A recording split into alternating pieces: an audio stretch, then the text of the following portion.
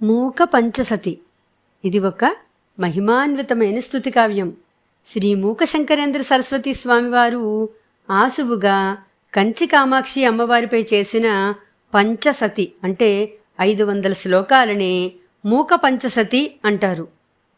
ఆయన పుట్టుకతో మూగవారు.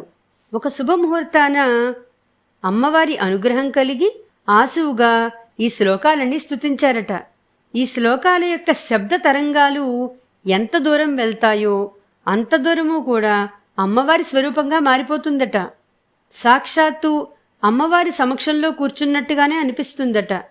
ఇంతటి మహిమాన్వితమైన ఈ శ్లోకాలను నిత్యము పారాయణ చేసుకోవడం అందరికీ సాధ్యం కాదు కాబట్టి 68వ కంచి కామకోటి పీఠాధిపతి నడిచే దేవుడు శ్రీ మహాపెరియావ శ్రీ చంద్రశేఖరేంద్ర సరస్వతి స్వామివారు ఆ మహాకావ్యం నుంచి స్వయంగా 31 శ్లోకాలను ఎంచి మూక పంచసతీసారం అనే పేరు పెట్టి మానవాళికి బహుమతిగా అందించారు. ఎవరైతే భక్తి శ్రద్ధలతో ఈ శ్లోకాలను నిత్యపారాయణం చేసుకుంటారో లేదా వింటూ ఉంటారో వారికి అమ్మవారి అనుగ్రహం తప్పక కలుగుతుందని ప్రతీతి.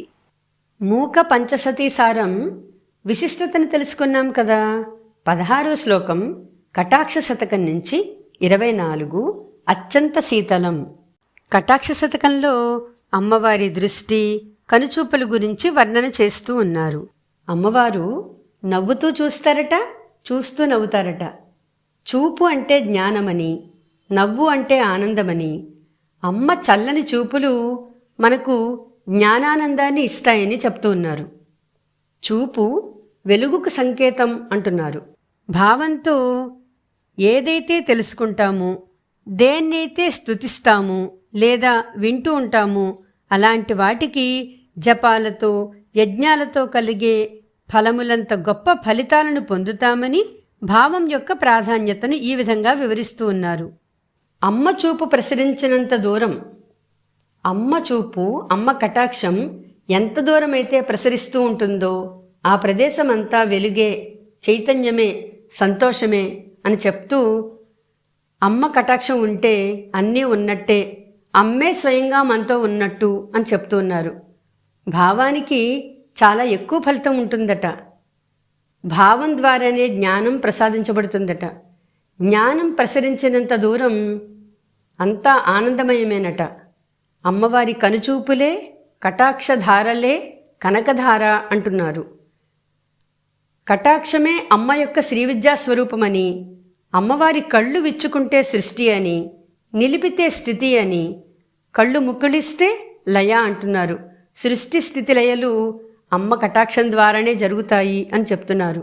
సద్భావనతో చింతన చేస్తూ అమ్మను ధ్యానించి ఆమె పాదాలను ఆశ్రయించడం మన పని.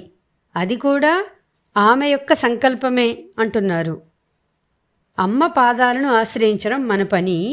ఇంకా ఆమె మనను కటాక్షించడం అంటే ఆమె యొక్క కనుచూపులు మనపై దృష్టి సారించడం అమ్మ పని. అమ్మ మనందరినీ తన యొక్క చల్లని చూపులతో కటాక్షించాలని ప్రార్థిస్తూ ఈ శ్లోకం గురించి తెలుసుకుందాం. అత్యంత శీతలం అతంద్రియతు క్షణార్థం అన్న శ్లోకంలో